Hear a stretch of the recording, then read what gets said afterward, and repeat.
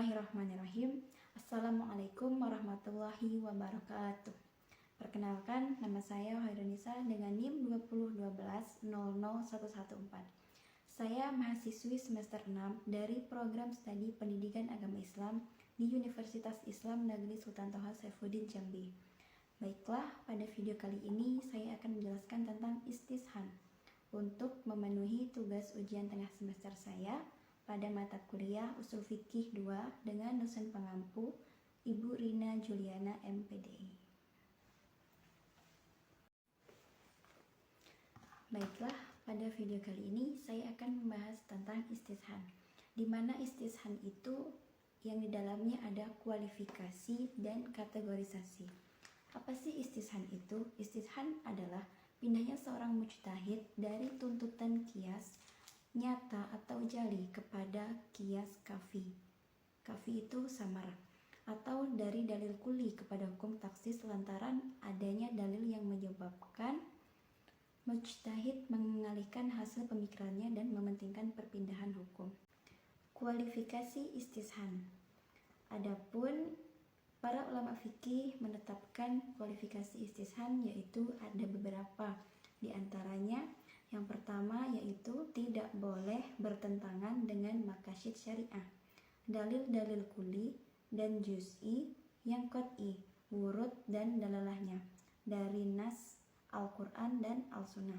Yang kedua yaitu kemaslahatan tersebut harus bersifat rasional dan bersifat umum, yang artinya harus ada penelitian dan pembahasan hingga yakin hal tersebut memberikan manfaat atau menolak kemudaratan, bukan kemaslahatan yang dikira-kirakan.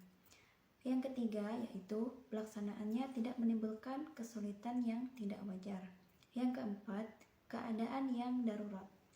Istishan hanya dapat diterapkan dalam keadaan darurat dan ketika tidak terdapat dalil atau nas yang jelas untuk menyelesaikan masalah hukum tersebut. Yang kelima yaitu maslahat. Istishan hanya dapat diterapkan jika didasarkan pada prinsip kebaikan, maslahat yang diakui dalam agama Islam. Adapun maslahat didefinisikan sebagai kepentingan umum yang berhubungan dengan kemaslahatan agama, jiwa, akal, keturunan, dan harta benda manusia. Yang keenam yaitu kesetaraan. Istishan hanya dapat diterapkan jika dua kasus atau masalah yang dihadapi memiliki kesamaan dan kesetaraan dalam hal faktor-faktor yang relevan. Yang ketujuh yaitu keyakinan. Istishan ini harus dilakukan dengan keyakinan bahwa pendapat yang dipilih adalah lebih baik dari pendapat lain yang ada. Keyakinan ini didasarkan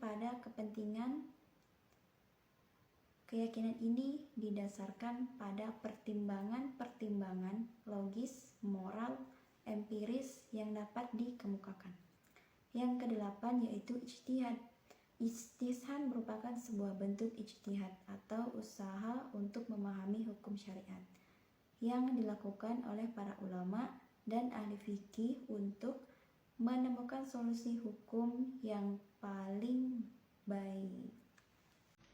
Adapun dalam praktiknya, istishan dapat dilakukan dalam beberapa bentuk seperti menyelesaikan konflik antara dua dalil yang berlawanan, menetapkan hukum baru dalam situasi yang tidak terduga, atau memilih pendapat yang paling relevan dan maslahat ketika tidak terdapat dalil atau nas yang jelas. Penggunaan istishan haruslah dilakukan dengan hati-hati dan hanya dalam keadaan darurat saja, yang memang membutuhkan adanya sebuah solusi hukum yang paling baik. Kategorisasi istishan. Di antaranya yang pertama, istishan dengan nas, yang artinya istishan yang dilakukan berdasarkan adanya nas yang menjelaskan hukum kasus yang terkait. Contohnya yaitu seperti hukumnya orang yang lupa makan atau minum saat berpuasa. Jika memakai qiyas, maka batallah puasanya seseorang tersebut. sebab ada sesuatu yang masuk ke dalam lambung jika seseorang makan atau minum. Yang kedua yaitu istishan dengan ijma. Para ulama Yang kedua yaitu istishan dengan ijma, yang artinya istishan yang dilakukan berdasarkan adanya ijma dalam hukum kasus yang terkait. Contohnya, hukum jual beli untuk barang yang hanya ada contohnya atau disebutkan spesifikasinya, seperti kita pesan meja atau rumah. Barangnya belum ada, masih akan dibuatkan. Dalam hukum Islam istisna, menurut kaidah umum, hukum Islam adalah tidak boleh atau tidak sah, karena istisna itu merupakan akad yang barangnya belum ada, masih akan dibuatkan. Namun ternyata ada ijma di antara para ulama bahwa istisna itu hukumnya adalah boleh, yaitu sah. Yang ketiga yaitu istishan dengan urf. Urf adalah adat istiadat yang tidak bertentangan dengan syariat Islam. Apabila urf tidak bertentangan dengan syariat Islam, maka ia bisa menjadi dalil yang cukup kuat. Namun, apabila bertentangan dengan syariat, maka urf itu tidak dianggap dan tidak bisa digunakan sebagai dalil. Contohnya yaitu, wakaf itu asalnya harus berupa benda yang tidak bergerak, seperti tanah pertanian, tanah perkebunan, ataupun tanah kosong. Namun, wakaf itu juga boleh berupa benda yang bergerak. Karena adanya urf dalam maslahah wakaf ini, seperti wakaf sepeda motor, mobil, emas, perhiasan, bahkan uang kertas. Yang keempat yaitu istishan dengan darurah. Darurah itu artinya kondisi yang di luar kendali kita, baik karena ancaman orang lain maupun kondisi tersebut yang di luar kemampuan kita untuk menghindarinya. Adapun istishan yang keempat yaitu istishan dengan darurah. Darurah itu artinya kondisi yang di luar kendali kita, baik karena ancaman orang lain maupun kondisi tertentu yang di luar kemampuan kita untuk menghindarinya. Istishan berdasarkan darurah artinya istishan yang dilakukan berdasarkan adanya kondisi darurah yang berkaitan dengan perkara yang terkait. Contohnya, menghirup uap nasi maupun masakan itu sebenarnya membatalkan puasa. Namun, bagi orang yang sedang masak, tentu dia tidak bisa menghindarinya.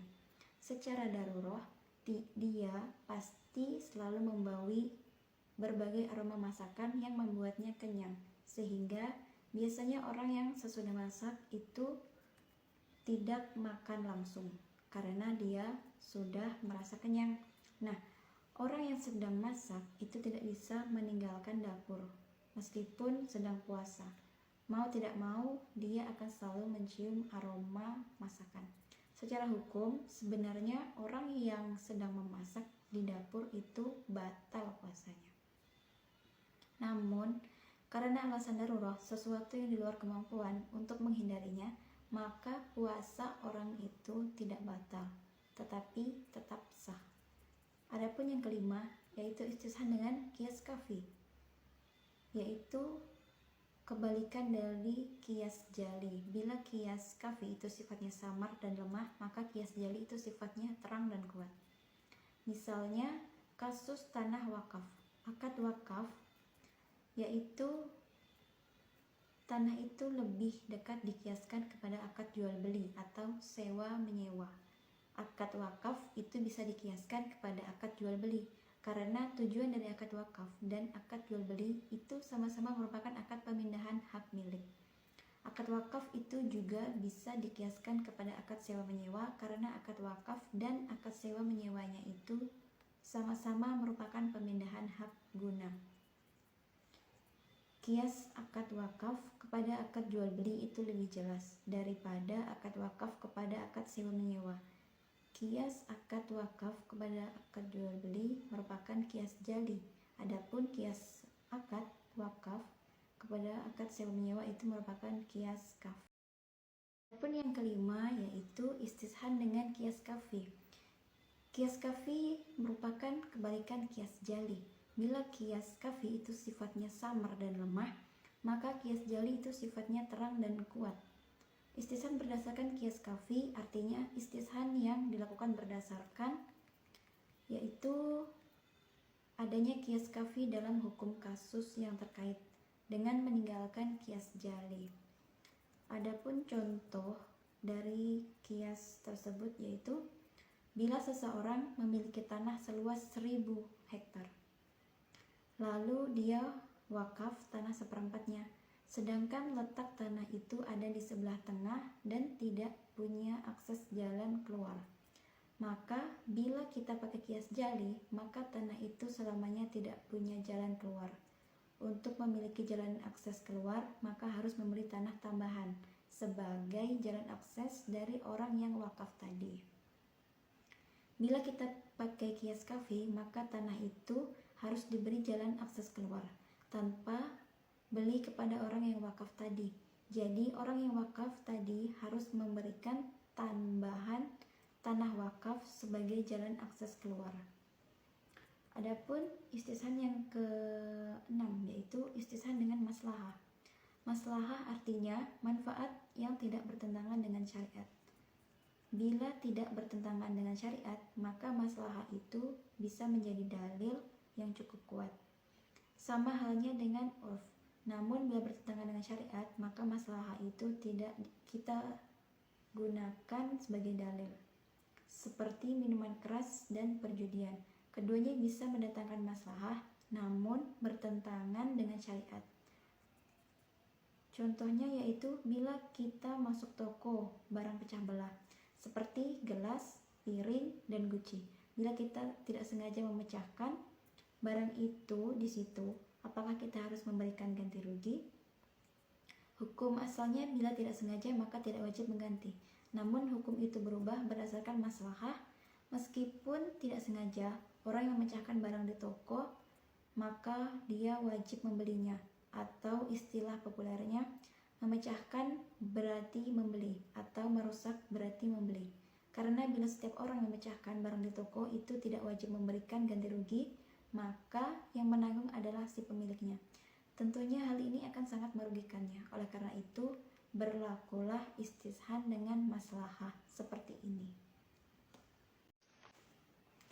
Alhamdulillahirrabbilalamin. Selesailah pembahasan kita. Semoga apa-apa yang saya sampaikan dapat bermanfaat bagi teman-teman, dan apabila terdapat kesalahan itu datangnya dari saya sendiri, dan kesempurnaan itu datangnya hanya dari Allah Subhanahu wa Ta'ala. Saya mohon maaf dan saya mohon ampun kepada Allah Subhanahu wa Ta'ala. Wabillahi wa taufiq wal hidayah. Wassalamualaikum warahmatullahi wabarakatuh.